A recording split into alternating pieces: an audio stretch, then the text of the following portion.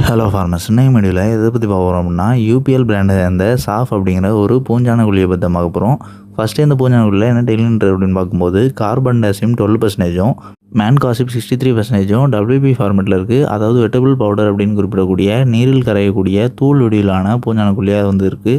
Next இந்த பூஞ்சான குழியை பயன்படுத்தி எந்த மாதிரியான பூஞ்சான நோய்களை நம்ம குணப்படுத்தலாம் அப்படின்னு பார்க்கும்போது, ஃப்ரூட் ராட் அப்படின்னு குறிப்பிடக்கூடிய பழல்கள் நோய், அதாவது காய்கள் அப்படின்னு குறிப்பிடலாம்.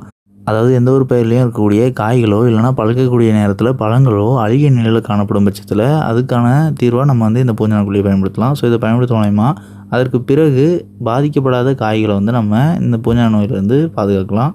அண்ட் இது வந்து பூவை பயிர்கள்லையுமே பூக்கள் அழுகல் ஏற்படக்கூடிய சமயத்தில் நம்ம வந்து பயன்படுத்தலாம்.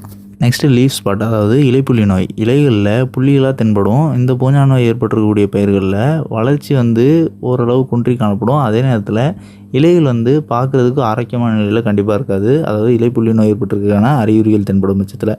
ஸோ இதை வந்து நம்ம ஆரம்ப நிலையிலேயே க்யூர் பண்ணலை அப்படின்னா சுற்றிலும் இருக்கக்கூடிய மற்ற பயிர்களுக்கும் பரவும். ஸோ இதை வந்து நம்ம குணப்படுத்துறதுக்கு இந்த பூஞ்சான குழியை பயன்படுத்தலாம். நெக்ஸ்ட்டு பவுடரி மெயில்னு குறிப்பிடக்கூடிய மேல் சாம்பல் நோய், அதாவது இலைகளுக்கு மேல் பருவம் சாம்பலை தூவிட்டு போல காய்ச்சலிக்கும். இது வந்து பெரும்பாலும் கொடிவகை பயிர்களில் அதிக அளவு சேர்த்து ஏற்படுத்தும். அண்ட் ஒரு சில காய்கறி பயிர்கள் பல வகை பயிர்களையுமே ஏற்படுத்தும்.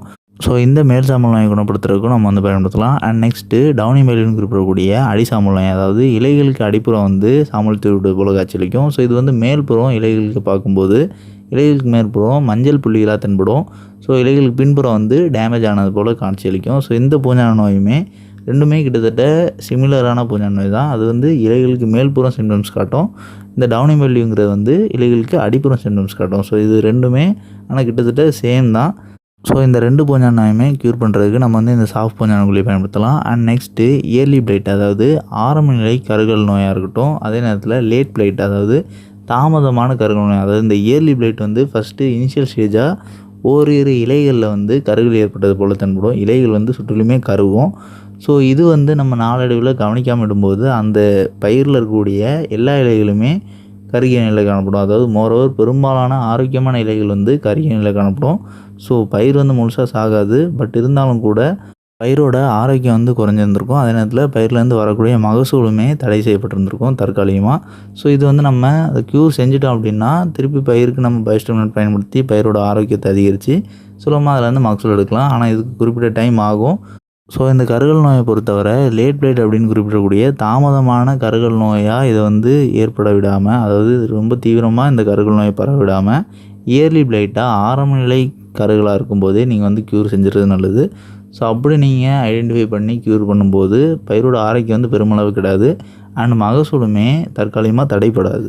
நெக்ஸ்ட்டு ரஸ்ட், அதாவது துரு பூஞ்சான நோய் தான். இந்த துரு அப்படிங்கிறது வந்து சாதாரணமாக ஒரு அயன் வந்து, அதாவது இரும்பு பைப் வந்து எப்படி கொரடாகுமோ அந்த மாதிரி தான் இலைகளில் வந்து ஒரு துரு பிடித்தது போல் காட்சியளிக்கும். அதாவது ரொம்பவே தெளிவாக தெரியாது. ஆனால் இந்த லீவ் ஸ்பாட் மாதிரியே இது வந்து லைட்டாக ப்ரௌனிஷாக பழுப்பு நிறத்தில் இருக்கும். அதாவது சர்க்கிள் ஸ்பாட்ஸ் தான்.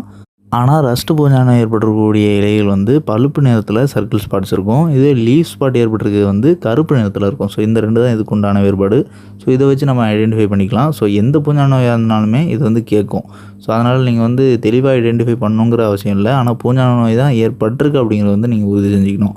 நெக்ஸ்ட்டு வாடல் நோய் தான், அதாவது வில்ட் அப்படின்னு குறிப்பிடக்கூடிய வாடல் நோய். இந்த வாடல் நோயை பொறுத்தவரை சாதாரணமாக எந்த ஒரு பயிரை தாக்கிச்சினாலுமே ஒரு ஆரோக்கியமான பயிர் வந்து எந்த ஒரு ஊட்டச்சத்து குறைபாடோ இல்லைனா தண்ணீர் தட்டுப்பாடோ இல்லைனா அதீத எந்த ஒரு அழுத்தத்துக்கோ உட்பட்டு இல்லாமல் சடனாக ஒரு ஆரோக்கியமான செடி வந்து வாட ஆரம்பிக்கும். அதாவது பகல் வேளையில் வாடுறதுங்கிறது வந்து எல்லா பயிர்கள்லையுமே இயல்பாக இருக்குது தான். ஆனால் ஈவினிங் டைம் மாலை நேரம் வந்ததுக்கு பிறகே சுலபமாக அதுலேருந்து ரெக்கவர் ஆகி இலைகள் வந்து தெளிவாக ஆரம்பிச்சிடும். அண்ட் நைட் பார்க்கும்போதே செடியில் வந்து வாடிய நிலை எந்த ஒரு பயிர்லையுமே காணப்படாது, போதுமான நீர் சத்து இருக்கும் பட்சத்தில்.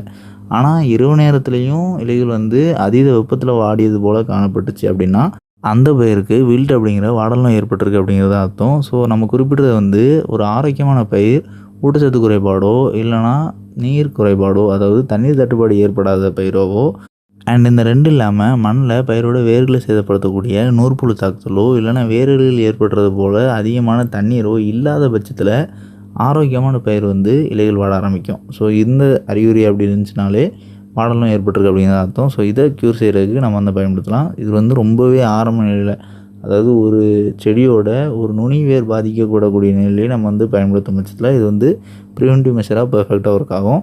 அண்ட் நெக்ஸ்ட்டு ரூட் ராட், அதாவது வேரல்கள் நோய் தான். இது வந்து பெரும்பாலும் எல்லா வகையான பயிர்களுமே ஏற்படக்கூடியது தான். ஸோ இந்த வேரல்கள் ஏற்படக்கூடிய பயிர்கள் வந்து நல்லா ஆரோக்கியமாக தான் இருக்கும். ஆனால் இது வந்து வாடல் நோய் மாதிரி இருக்காது. வேரல்கள் வந்து கொஞ்சம் கொஞ்சமாக வேர்கள் அழுக பயிர் வந்து கொஞ்சம் கொஞ்சமாக சாகும். ஸோ இது வந்து நம்ம ஆரம்ப நிலையிலேயே கட்டுப்படுத்தினாலும் சரி, இல்லைனா பயிரோட பச்சைத்தன்மை போகிறதுக்கு முன்னாடி நம்ம பயன்படுத்தினாலும் பயிரை வந்து காப்பாற்றிடலாம். ஸோ நெக்ஸ்ட்டு இதோட டோசேஜ்னு பார்க்கும்போது டோசேஜ் வந்து ரொம்பவே முக்கியம். ஸோ பொதுவாக இந்த பூஞ்சானங்குழியை பொறுத்தவரை நம்ம குறிப்பிட்டிருக்கக்கூடிய எல்லா பூஞ்சான நோய்களையுமே குணப்படுத்துறதுக்கு ஒரு லிட்டர் தண்ணிக்கு 2 கிராம் அப்படிங்கிற அளவில் நம்ம தாராளமாக பயன்படுத்தலாம். இதனால் பயிர்களுக்கு எந்த ஒரு பாதிப்பும் ஏற்படாது. அண்ட் இந்த பூஞ்சானங்குழி வந்து நம்ம மற்ற எந்த ஒரு பூச்சிகள் கூடயோ சரி, இல்லைனா நுண்ணுச்சத்து மருந்துகள் கூடயோ சரி, இல்லைனா உரங்கள் கூடயோ சேர்த்து பயன்படுத்தலாம். இதனால் பயிர்களுக்கு எந்த ஒரு பாதிப்பும் ஏற்படாது. ஸோ ஃபங்கசைடு, அதாவது பூஞ்சானங்குழியை பொறுத்தவரை 2 பூஞ்சானங்குழி எந்த ஒரு பயிருக்குமே சேர்த்து பயன்படுத்தாமல் இருக்கிறது நல்லது. ஏன்னா பூஞ்சானம் அப்படிங்கிறது வந்து ஒரு சார்ந்தும் பூச்சியோ இல்லைனா புழுவோ கிடையாது. சுலபமாக ரெசிஸ்டண்ட் ஆகிறதுக்கு புழுக்கள் பூச்சிகள் ரெசிஸ்டண்ட் ஆகிறத விட இந்த பூஞ்சான நோய்கள் வந்து அவ்வளோ சீக்கிரம் ரெசிஸ்டண்ட் ஆகாது. ஸோ சாதாரணமாக எந்த ஒரு பூஞ்சான கொல்லிகள் பயன்படுத்தினாலுமே சுலபமாக க்யூர் ஆயிரும். ஸோ முடிஞ்ச அளவு எந்த ஒரு பூஞ்சான கொல்லிகள் கூட சேர்த்து பயன்படுத்தாமல் இருக்கிறது நல்லது.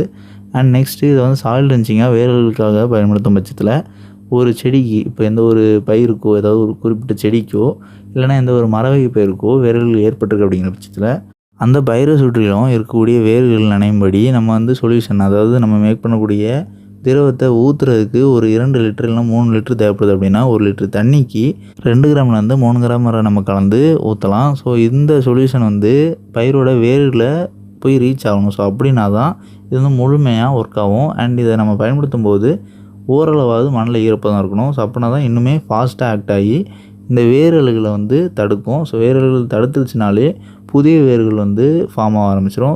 ஸோ வேரல்களை பொறுத்த வரையுமே ரொம்பவே இனிஷியல் ஸ்டேஜில் ஆரம்ப நிலையில் பயன்படுத்துகிறது நல்லது. ஸோ இது வந்து வேரல்களுக்கு நம்ம தாமதமாக மருந்து பயன்படுத்தும் பட்சத்தில் பயிரோட ஆரோக்கியம் வந்து ரொம்பவே குறைஞ்சிக்கிட்டே இருக்கும். அண்ட் அதே நேரத்தில் இந்த வேரல்கள் நம்ம குணப்படுத்தாத வரை அந்த பயிர்லேருந்து மகசூல் எடுக்கிறதுங்கிறது வந்து ரொம்பவே சவாலான விஷயம். ஸோ முடிஞ்ச அளவு இதை வந்து ஆரம்ப நிலையிலேயே வேரல்களுக்கு பயன்படுத்த பாருங்கள். அண்ட் நெக்ஸ்ட்டு இந்த பூஞ்சானக்குழியோட விலைன்னு பார்க்கும்போது இது வந்து மலிவு விலையில் கிடைக்கக்கூடிய பூஞ்சானக்குழி தான். ஸோ இதோட ப்ரைஸ்ன்னு பார்க்கும்போது 100 கிராம் வந்து 100 ரூபாயிலேருந்து 150 ரூபாய்க்குள்ளான விலையிலையும், 1/4 கிலோ வந்து 180 ரூபாயிலேருந்து 300 ரூபாய்க்குள்ளான விலையிலையும், 1/2 கிலோ வந்து 400 ரூபாயிலேருந்து 500 ரூபாய்க்குள்ளான விலையிலையும், 1 கிலோ வந்து 750 ரூபாயிலேருந்து 850 ரூபாய்க்குள்ளான விலையிலையும் அவைலபிளாக இருக்குது. ஸோ தேவைப்படுறாங்க, தேவைக்கேற்ற வாங்கி பயன்படுத்திக்கலாம். அண்ட் நம்ம குறிப்பிட்டிருக்க வந்து அப்ராக்சிமேட்டான ப்ரைஸ் தான். ஸோ நீங்கள் வாங்கக்கூடிய ஸ்டோரில் வந்து ப்ரைஸ் வந்து வேறுபடலாம். அண்ட் இந்த வீடியோவில் டவுட் இருந்துச்சுன்னா கமெண்ட் பண்ணுங்கள். இந்த மாதிரி வேறு எந்த ஒரு பூஞ்சானக்குழியை பற்றி ஏதாவது தெரிஞ்சுன்னு அந்த பூஞ்சானக்குழியோடைய பெயரையோ இல்லைனா டெக்னிக்கையோ கமெண்ட் பண்ணுங்கள். அண்ட் நம்மளோட செகண்ட் சேனலான அக்ரியோ ஷார்ட் சேனலில் இந்த வீடியோட கொலாபரேட் பண்ணிக்கிறோம். ஸோ இந்த வீடியோ பப்ளிஷ் செய்யக்கூடிய சேனல் ப்ரொஃபைலை நீங்கள் கிளிக் பண்ண அப்படின்னா அதில் 2 சேனல் ப்ரொஃபைல் காட்டும். ஸோ அக்ரியோ ஷார்ட் சேனலை மறக்காமல் சப்ஸ்கிரைப் பண்ணிங்க.